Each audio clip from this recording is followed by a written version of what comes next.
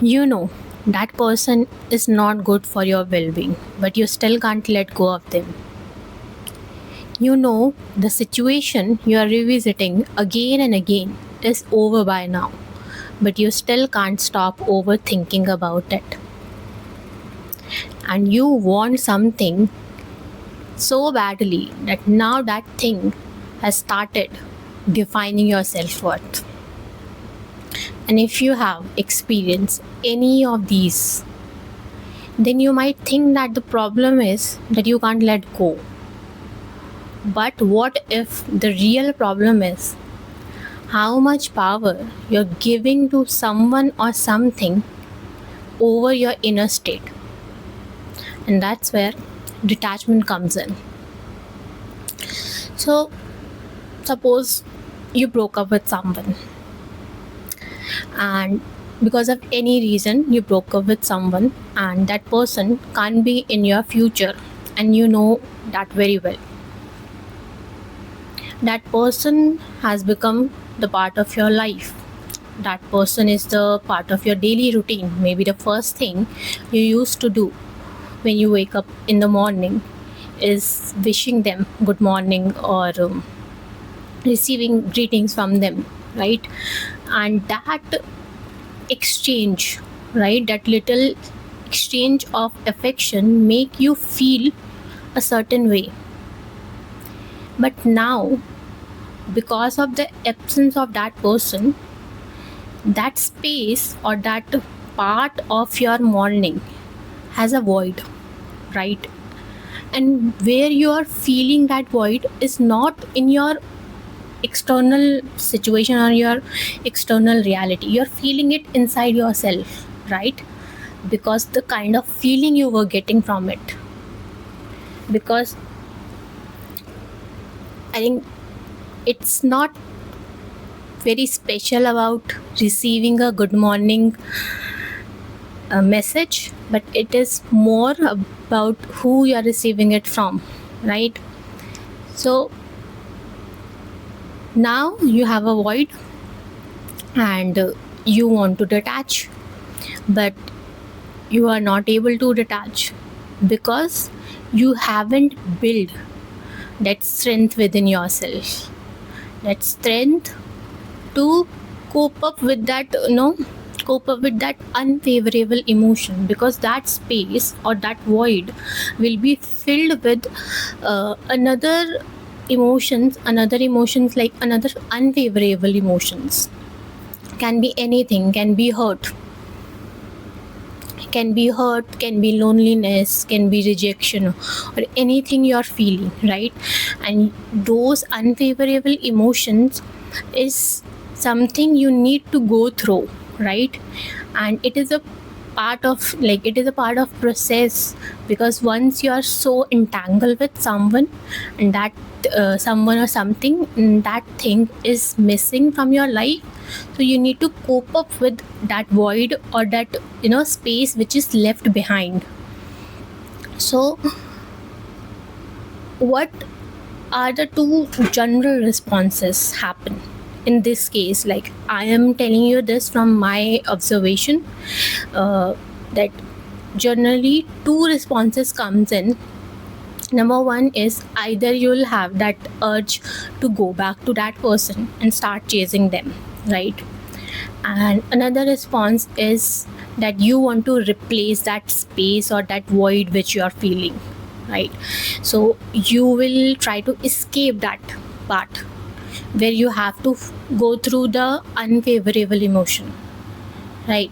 So how you'll try to escape it can be any way, like maybe you'll start spending too much time with your friends, or you'll start working overtime at your work just to avoid that space where you're gonna feel the unfavorable emotion. Or maybe there are some other coping mechanism, can be some people start drinking, smoking, and some people start casual dating, right?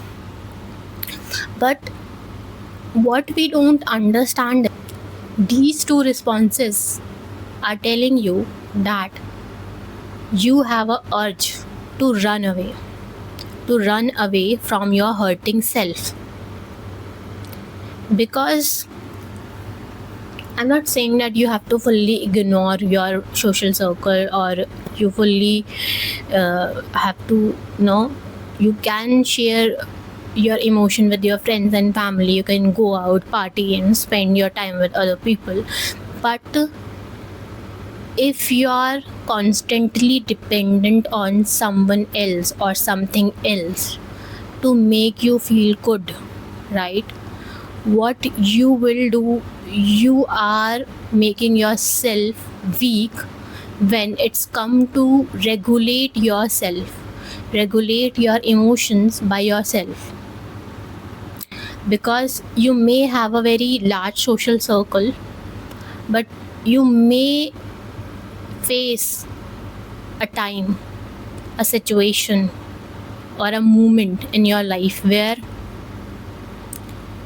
maybe there is nobody to support you and you have to go through that alone. What you gonna do then? What you gonna do? So if you will be able, or you build that strength to stay self-reliant in the moment of, or in the time of that adverse situation, or that situation where you are feeling that unfavorable emotions, right? And you're able to regulate yourself by yourself without anybody or anything else, right? You're building that strength, right? And that very strength will help you learn detachment. Because detachment isn't about that you don't have desires in your life, or you don't have, you don't want things in your life. Detachment is that you may want someone or something, right? But you don't need that thing, or that your inner state doesn't define by something else outside of yourself, right? And that is the very first step to learn detachment. And the more you go through the challenges in your life, the more you go through the adverse situations in your life, right? And you're not only going through those things, but you are also overcoming those things, and that though by staying self-reliant. So now your brain has these evidences that I have been through failures in my life, I have been through rejections in my life, I have been through heartbreaks in my life, but still I'm also able to overcome all those things, right? I'm also able to depend on myself, right? And now your brain will build a confidence through your past experiences, and you'll start mastering the art of detachment, right? So that was the very first step to learn detachment. And the more you go through the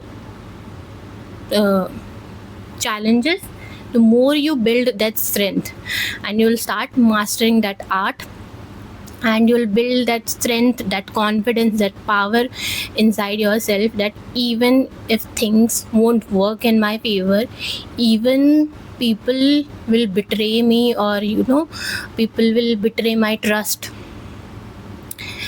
I'll still be able to cope up with that. I'll still be able to overcome that, because I am bigger than that.